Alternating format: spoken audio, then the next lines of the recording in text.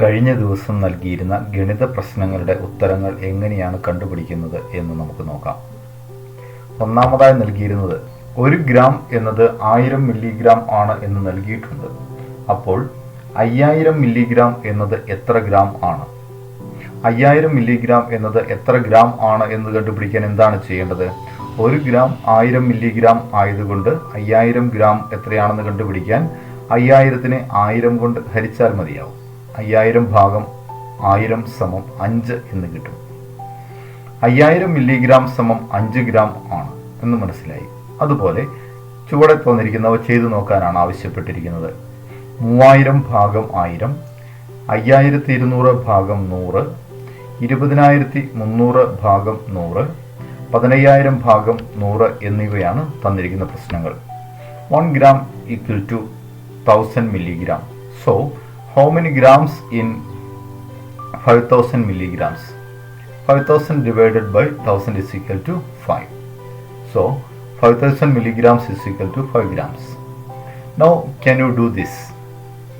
3000 divided by 1000, 5200 divided by 100, 20300 divided by 100, 15000 divided by 100.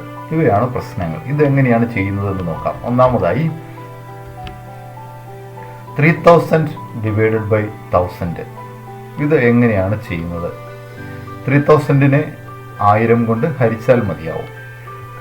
3000നെ 1000 കൊണ്ട് ഹരിക്കുമ്പോൾ ഉത്തരമായിട്ട് 3 എന്ന് ലഭിക്കും. ഈ പ്രശ്നത്തിൽ അല്പം എളുപ്പമാർഗമുണ്ട്. ഹരണക്രിയ ചെയ്യുന്ന സമയത്ത് ഹരിക്കുന്ന രണ്ട് സംഖ്യകളുടെയും അവസാനം ഒരുപോലെ 0 വന്നാൽ ആ 0 നമുക്ക് ക്യാൻസൽ ചെയ്ത് കളയാനായിട്ട് സാധിക്കും. ഇവിടെ ശ്രദ്ധിക്കുക, 3000ൻ്റെയും 1000ൻ്റെയും അവസാനം 3 പൂജ്യങ്ങൾ വീതമുണ്ട് എന്നുള്ളത് ശ്രദ്ധിക്കാം. 3000 3 0 0 0, 1000ൽ 1 0 0 0 എന്നിങ്ങനെയാണ് നൽകിയിരിക്കുന്നത്. ഹരിക്കുന്ന സമയത്ത് രണ്ട് സംഖ്യകളുടെയും അവസാനമുള്ള പൂജ്യങ്ങളെ നമുക്ക് ക്യാൻസൽ ചെയ്ത് കളയാം. ഇവിടെ ഈ 0വും ഈ ഒരു 0വും കൂടെ ക്യാൻസൽ ചെയ്യാൻ സാധിക്കും. അതിനുശേഷം ഈ ഒരു 0വും ഈ ഒരു 0വും തമ്മിലും ക്യാൻസൽ ചെയ്യാം. വീണ്ടും അവസാനം ഈ ഒരു 0വും ഇതും തമ്മിൽ ക്യാൻസൽ ചെയ്യാം. അവസാനം നമുക്ക് മിച്ചം കിട്ടുന്ന സംഖ്യ 3 ഭാഗം 1 എന്നാണ്. 3 ഭാഗം 1 എത്രയാണ്? 3 തന്നെയാണ്. അപ്പോൾ ഇത് ഒരു എളുപ്പമാർഗമാണ്. അവസാനം 0 വരുന്ന സംഖ്യകളെ 10, 100, 1000 തുടങ്ങിയ സംഖ്യകളെ ഹരിക്കുന്നതിന് ഈ എളുപ്പമാർഗം ഉപയോഗിക്കാനായിട്ട് സാധിക്കും. അങ്ങനെയല്ലാതെയും നമുക്ക് 3000നെ 1000 കൊണ്ട് നമ്മൾ സാധാരണ ചെയ്യുന്ന രീതിയിൽ ഹരിക്കാനായിട്ട് സാധിക്കും. അപ്പോൾ അടുത്ത പ്രശ്നത്തിലേക്ക് വരാം. 5200 ഭാഗം 100. ഇവിടെയും മുമ്പത്തെ പറഞ്ഞതുപോലെ തന്നെ ചെയ്യാനായിട്ട് സാധിക്കും. ഈ അവസാനമുള്ള ഈ 0വും ഈ 0വും തമ്മിൽ ക്യാൻസൽ ചെയ്യാം. അതുപോലെ അവസാനമുള്ള ഈ 0വും ഈ 0വും തമ്മിലും ക്യാൻസൽ ചെയ്ത് കഴിഞ്ഞാൽ 52 ഭാഗം 1. 52നെ 1 കൊണ്ട് ഹരിച്ചു കഴിഞ്ഞാൽ 52 തന്നെ കിട്ടും.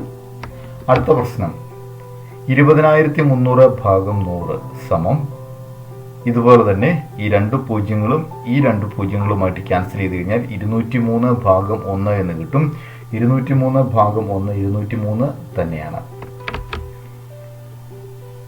15000 ഭാഗം 100.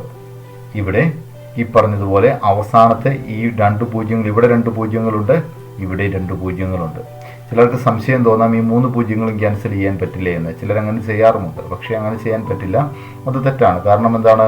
ഈ ഹരിക്കുന്ന സംഖ്യയുടെ അടിയിലുള്ള 2 പൂജ്യങ്ങളുള്ളത് കൊണ്ട് മുകളിലും 2 പൂജ്യങ്ങൾ മാത്രമേ ക്യാൻസൽ ചെയ്യാൻ സാധിക്കുകയുള്ളൂ. അപ്പോൾ ഈ 2 പൂജ്യങ്ങൾ തമ്മിൽ ക്യാൻസൽ ചെയ്യാം. 150 ഭാഗം 1 എന്ന് കിട്ടും. 150 ഭാഗം 1 150 ആണ് ഉത്തരം.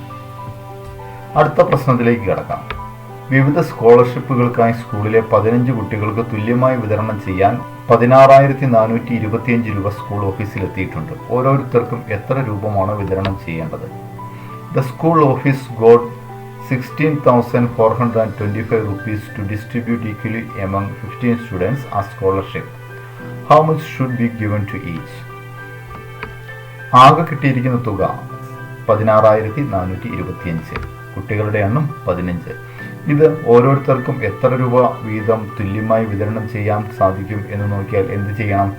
ഹരണക്രിയ തന്നെയാണ് ഇവിടെ ചെയ്യേണ്ടത്. 16,425 15 തുല്യ ഭാഗങ്ങളായി ഹരിക്കുക. ഓരോരുത്തർക്കും എത്ര രൂപ വീതമാണ് വിതരണം ചെയ്യേണ്ടതിന്? 16,425 ഭാഗം 15 സമം 1095 എന്ന് ഉത്തരം കിട്ടും.